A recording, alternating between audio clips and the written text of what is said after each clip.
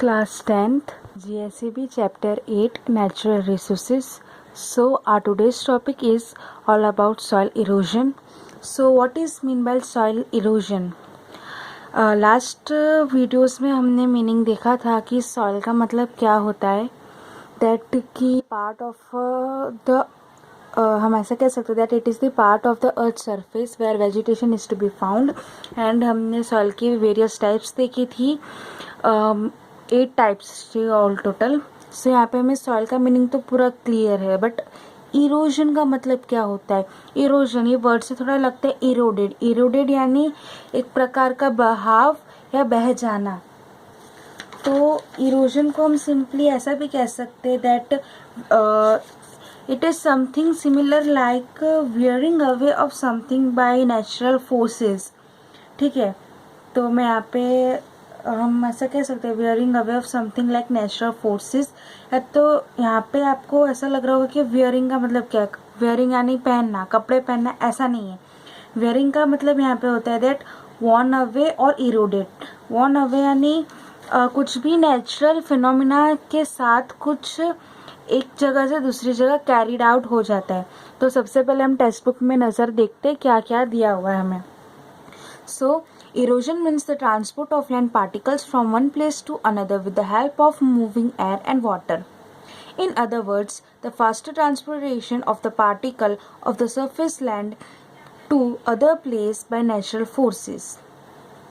It takes many years to form the upper layer. If the soil particles are carried away because of heavy rain or by stormy wind, the agriculture production decreases.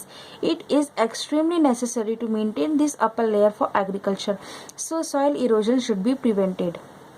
तो यहाँ पे question arise हो सकता है that why soil erosion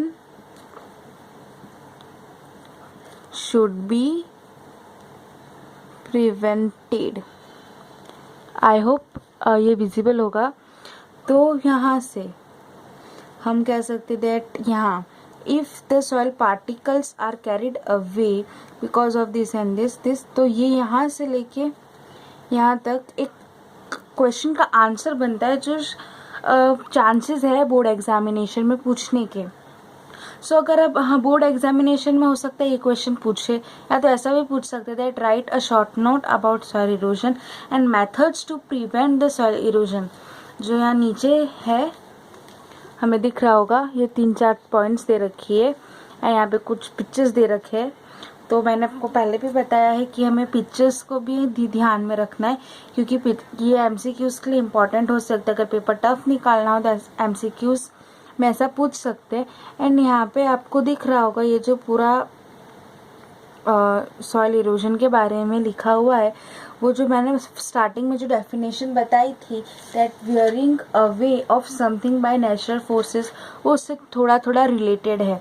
तो अब हमने पढ़ तो लिया क्या टेक्स्ट बुक में दिया, लेकिन इसे लिख के रिप्रेजेंट करने का एक अलग वे होता है, तो वो भी हमें देखना है. तो हमें क्लियर हो गया वर्ड इरोजन का, वो यहाँ पे आपको स्क्रीन पे विजिबल होगा. एंड फर्दर जो टेक्स्ट बुक में है मैं उसे थोड़ा बहुत एक्सप्लेन कर देती हूँ. दैट इरोजन का मतलब according to our textbook ये होता है कि transportation of land particles from one place to another with the help of moving air and wind by help of moving air and wind. मतलब erosion का जो basic meaning होता है वो होता है कि लैंड पार्टिकल्स का movement from one place to another with the help of moving air, हवा के बहाव से या पानी के बहाव से, जो सॉइल की जो अपर लेयर होती है. एंड हम सबको पता है जो ह्यूमस होता है वो अपर लेयर पे ज़्यादा होता है. तो अगर ह्यूमस ही नहीं रहेगा, अगर वो इरोड हो जाएगा पूरा एयर से, वाटर से, एंड कभी यहाँ पे जो भी हो स्टॉर्मी विंड हो सकती है, या तो एकदम हैवी रेन हो के उससे फ्लड आ सकता है. तो उससे जो मेन जो अपर लेयर होगी सॉइल की जो वो पूरी इरोडेड हो जाएगी, यानी पूरी पानी के साथ, हवा के साथ पूरी उड़ जाएगी या बह जाएगी. तो उसे प्रिवेंट करने के लिए ही तो हम कहते हैं कि हमें ज़्यादा से ज़्यादा ट्रीज़ उगाने चाहिए, हमें ट्रीज़ ग्रो करनी चाहिए. तो उससे क्या होता है कि ये जैसे कि हमारा लैंड सरफेस है और यहाँ दो पार्ट लेते हैं हम, केस 1 एंड केस 2। यहाँ पे हमने ट्रीज ग्रो कर रखे हैं, यहाँ पे नहीं है, ठीक है, बैर लैंड है ये। तो यहाँ पे जब हैवी रेन होगा और उससे फ्लड होगा तो इसकी, तो यहाँ से हम सबको पता है ये यहाँ पे थोड़ा मडी टाइप फॉर्म होगा, फॉर्मेशन होगा। फिर बाद में जो पूरा पानी है वो निकलेगा तो सही किसी ना किसी रास्ते से। तो ये जो पेड़ है, ट्री के आजू बाजू का जो भी सेडिमेंट्स होंगी, ह्यूमस होगी, वो ज़्यादा जाएंगी, ऐसा नहीं जाएंगी, प्रैक्टिकली जाएंगी, थोड़ी ही जाएंगी, लेकिन इसके अंदर के जो रूट्स होंगे ना, उन्होंने सॉइल को एकदम से होल्ड कर रखा होगा। बट यहाँ पे सारी सॉइल चली जाएगी, ह्यूमस चले जाएगा वहाँ पे। तो अगली बार जब हम वेजिटेशन करेंगे तो यहाँ पे अच्छा रिजल्ट होगा compare to this one. I hope यहाँ पे जो बताना चाहते हैं फर्स्ट पैराग्राफ में वो सबको क्लियर होगा। अगर डाउट हो तो आप कमेंट सेक्शन में पूछ सकते हैं। फिर नेक्स्ट है that measures to prevent soil erosion, की कौन कौन से मेजर्स से हम सॉइल इरोजन प्रिवेंट कर सकते हैं। तो ये टॉपिक है हमारा। तो हम यहाँ पे देखते हैं फर्स्ट पॉइंट जो है that control the grazing activity on the land. So first है हमारा control the grazing activity on the land. इसका मतलब होता है कि बहुत से ऐसे लोग ओनर होते हैं जो कि फार्मिंग करते हैं कैटल्स की। तो वो क्या करते हैं, ज़्यादातर गायों को और बछड़ों को, सारे भी एनिमल्स को ऐसे ही छोड़ देते हैं। तो वो एक ही जगह पे एनिमल्स, उन्हें तो उतना नॉलेज नहीं है ना, तो एक ही जगह पे पूरे ही जो घास होगी वो मतलब वो खा लेंगे। तो वहाँ पे एक साइड से हो जाएगा कि एक साइड बैरन हो जाएगा और एक साइड नहीं हो पाएगा। इन ज़रूरत से ज़्यादा ग्रेजिंग हो जाएगी तो प्लेस थोड़ा बैरन हो जाएगा और उससे सॉइल इरोजन होगा। तो हमें वो कंट्रोल करना है। आई होप यहाँ पे आपको पढ़ने से पता चल रहा है, इसमें ज़्यादा डिटेल एक्सप्लेनेशन की ज़रूरत नहीं है। फिर अब हमारा जो सेकेंड पॉइंट है हमारा plantation should be carried out in counter method in slopy reason.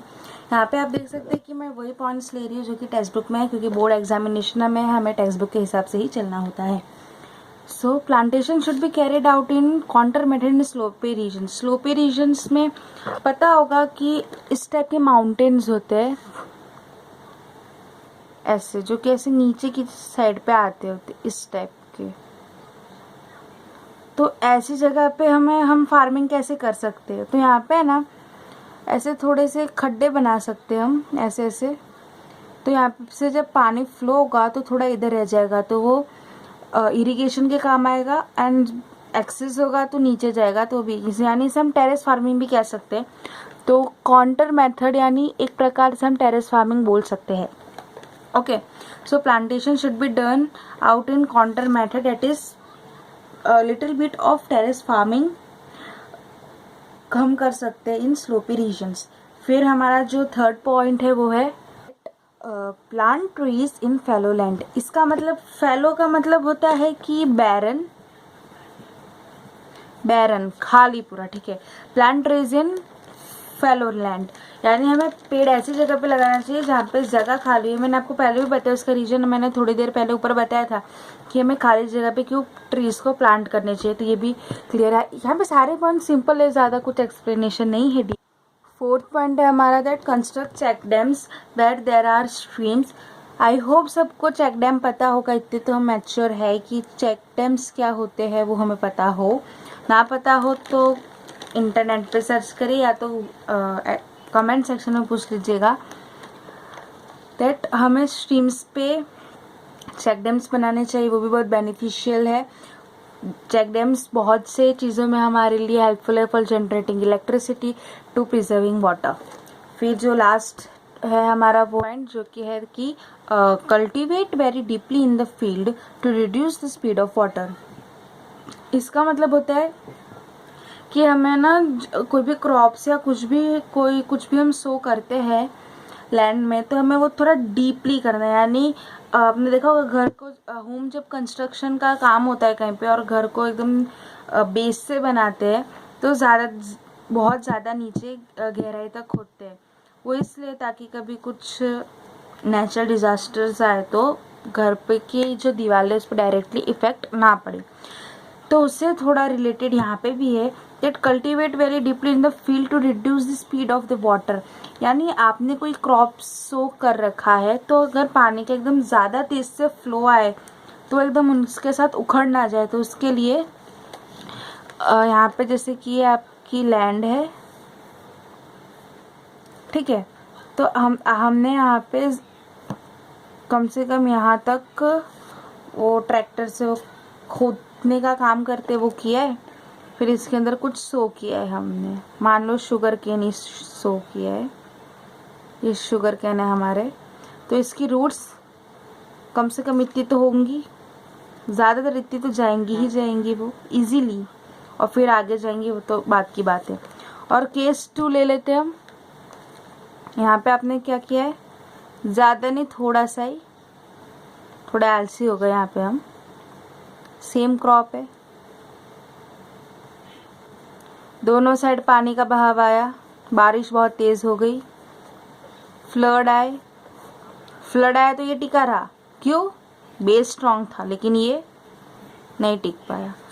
सो इसलिए बेस स्ट्रॉन्ग होना चाहिए हर जगह, एग्रीकल्चर में भी, एजुकेशन में भी। सो आई होप कि सॉइल इरोजन टॉपिक क्लियर होगा। अगर कोई भी डाउट हो इससे रिलेटेड तो आप मुझे कमेंट सेक्शन में पूछ सकते हैं। एंड इसमें ज़्यादा उतना डिटेल इन नोट्स नहीं था, एकदम सिंपल सा था। अगर फिर भी कोई डाउट हो तो आप कमेंट सेक्शन में पूछ सकते हैं।